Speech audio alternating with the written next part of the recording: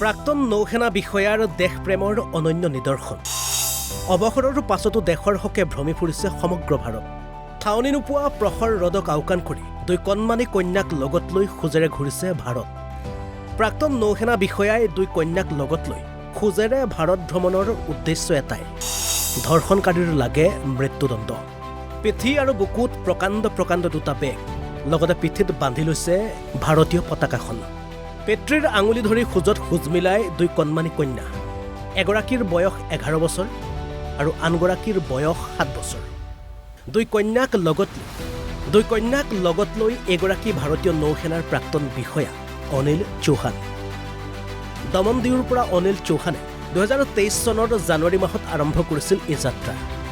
2023 চনৰ পৰা বিগত 1.5 বছৰে এখন ৰাজ্যৰ পৰা অন্য এখন ৰাজ্যলৈ কেৱল খোজকাঢ়ি গৈ আছে অনিল চৌহানে।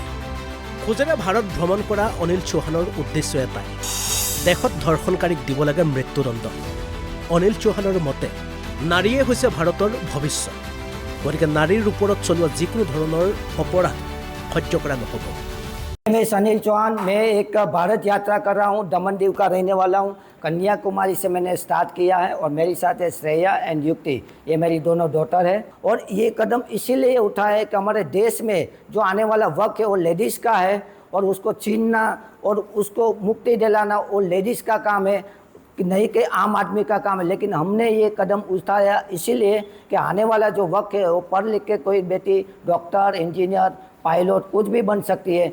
तो ये रेप इज़ वेरी डेंजरस। तो ये लेडीज़ जितने भी हमारी जो देशवासियों की लेडीज़ सुन रही है, वो अपने मैसेज अपने ज़्यादा से ज़्यादा कर्मचारी सरकारी आदमी को स्टॉप के बारे में ये मैसेज दीजिए, ताकि हमारे देश में जो हमारी जो लड़कियाँ माता बहनें हैं उसकी सुरक्षा के लिए हम ये जागरूक अभियान कर रहे हैं। অসমত উপস্থিত হৈ প্ৰাক্তন সেনা বিষয়াগৰাকীৰ আন এক ইচ্ছা, লগ পাব বিচাৰে অসমৰ মুখ্যমন্ত্ৰী ডক্টৰ হিমন্ত বিশ্ব শৰ্মা। हाँ, मेरा एक कार एक्सीडेंट भी हुआ था। मेरे वाइफ एक्सपायर हो चुके हैं, इसलिए बच्चों को पालने के लिए बहुत मुझे दिक्कत भी हो रहा है। इसलिए मैं 2 बच्चों को ऑनलाइन पढ़ा रहा हूँ, ये 6 में और ये 1 में। तो बेफिक्र है, 90% पब्लिक पूछ रहा है कि बच्चों का ज़िंदगी खराब, ऐसा कुछ नहीं है। ये ऑनलाइन दोनों पढ़ रहा है, बेफिक्र रहिए। जय हिंद, जय भारत। বাইহাটাৰ পৰা ভগদত্ত ডেকাৰ ৰিপৰ্ট, অসম লাইভ 24। প্ৰাক্তন নৌসেনা বিষয়াৰ দেশপ্ৰেমৰ অনন্য নিদৰ্শন। অৱসৰৰ পাছতো দেশৰ হকে ভ্ৰমি ফুৰিছে সমগ্ৰ ভাৰত। ঠাৱনি নোপোৱা প্ৰখৰ ৰদক আওকাণ কৰি দুই কণমানি কন্যাক লগত লৈ খোজেৰে ঘূৰিছে ভাৰত। প্ৰাক্তন নৌসেনা বিষয়াই দুই কন্যাক লগত লৈ খোজেৰে ভাৰত ভ্ৰমণৰ উদ্দেশ্য এটাই, ধৰ্ষণকাৰীৰ লাগে মৃত্যুদণ্ড। পিঠি আৰু বুকুত প্ৰকাণ্ড প্ৰকাণ্ড দুটা বেগ, লগতে পিঠিত বান্ধি লৈছে ভাৰতীয় পতাকাখন। পিতৃৰ আঙুলি ধৰি খোজত খোজ মিলাই দুই কণমানি কন্যা, এগৰাকীৰ বয়স 11 বছৰ আৰু আনগৰাকীৰ বয়স 7 বছৰ। দুই কন্যাক লগত লৈ এগৰাকী ভাৰতীয় নৌসেনাৰ প্ৰাক্তন বিষয়া অনিল চৌহান। দমনদিউৰ পৰা অনিল চৌহানে 2023 চনৰ জানুৱাৰী মাহত আৰম্ভ কৰিছিল এই যাত্ৰা।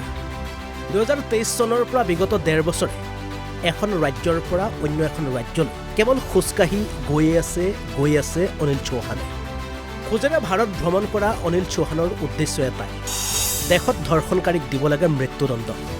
অনিল চৌহানৰ মতে নাৰীয়ে হৈছে ভাৰতৰ ভৱিষ্যত, গতিকে নাৰীৰ ওপৰত চলোৱা যিকোনো ধৰণৰ অপৰাধ সহ্য কৰা নহ'ব।